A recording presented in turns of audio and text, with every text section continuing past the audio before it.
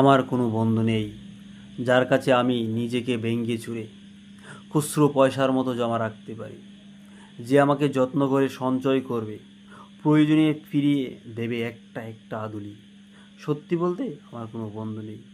একলা মানুষ মানুষ হলে নিরুদ্দেশ এক বধির মতন হাতের মুঠোয় হাত রাখবার একটা কোনো মানুষ নেই।